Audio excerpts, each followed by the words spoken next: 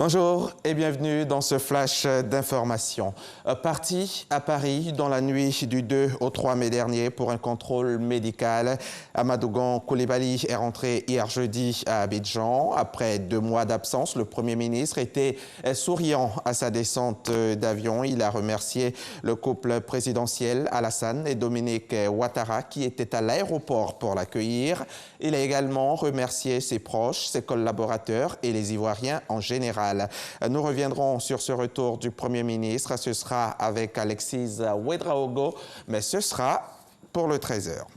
Avant de se rendre à l'aéroport pour cet accueil, le président Alassane Ouattara était dans la matinée d'hier à l'état-major général des forces armées, cadre choisi pour rendre hommage à nos soldats morts à Kafolo, dans le nord-est du pays, à la frontière du Burkina Faso. La nation tout entière leur est reconnaissante et a tenu à le leur témoigner. Ils ont été élevés à titre posthume au grade de chevalier de l'ordre national. Nous y reviendrons également. On dit souvent qu'on ne fait pas d'omelette sans casser les œufs. C'est à peu près pareil pour le développement. Il nécessite quelques aménagements. Abidjan est en train de se doter d'un 4e pont pour améliorer la fluidité dans la métropole. Pour cela, plusieurs dizaines de ménages ou d'entreprises installées dans l'emprise de l'infrastructure ont été indemnisés. Et le 8 juillet prochain, dans quelques jours seulement, les habitations et autres commerces dans la zone de Bromakoté à Atekoubé seront démolis. Les habitants ont été sensibilisés à quitter les lieux. Boribana, commune d'Atekoubé.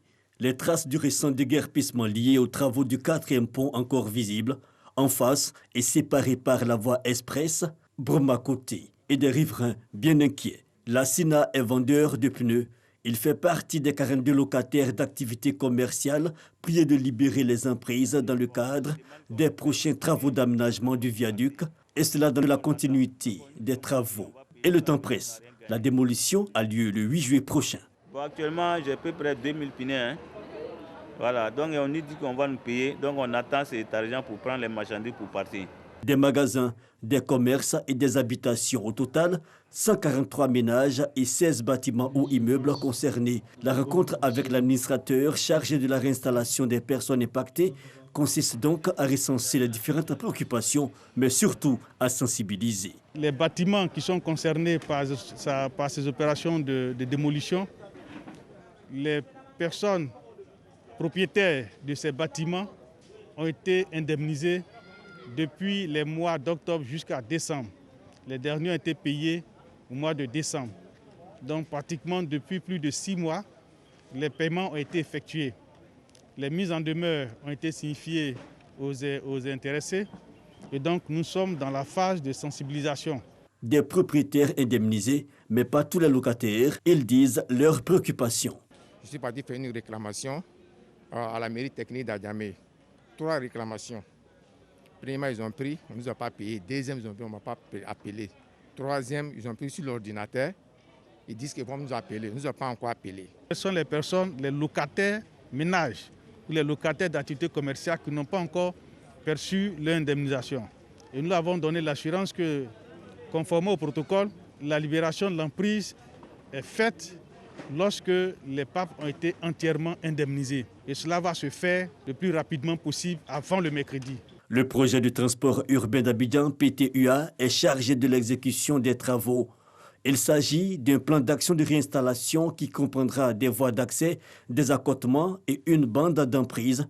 Les travaux commenceront après l'indemnisation de toutes les personnes impactées. Une dernière tournée de sensibilisation et de contrôle est prévue pour ce lundi 6 juillet 2020.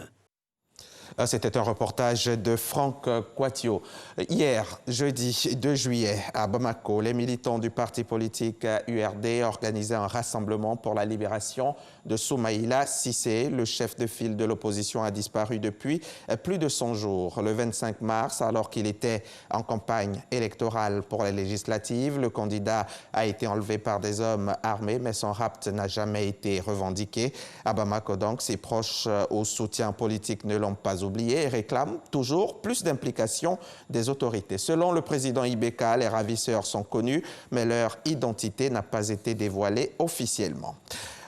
1 an et 9 mois après l'assassinat de Jamal Khashoggi dans le consulat d'Arabie Saoudite à Istanbul, la justice turque commence à juger par contumace, en l'absence donc des accusés. Ce vendredi 3 juillet, les 20 Saoudiens qu'elle accuse de l'assassinat en octobre 2018 à Istanbul du journaliste.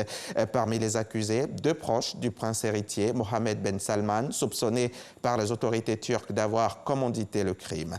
L'affaire avait provoqué une crise diplomatique entre Ankara et Riyad. La justice accuse 18 d'entre eux d'avoir pris part directement à l'assassinat et 2 autres d'avoir ordonné et planifié le crime. Ces derniers sont des proches du prince héritier Mohammed Ben Salman. Un déluge de bombes s'abat sur le Yémen. L'Arabie Saoudite annonce avoir lancé ses bombardements en représailles aux attaques menées par les rebelles Houthis ces dernières semaines en territoire saoudien.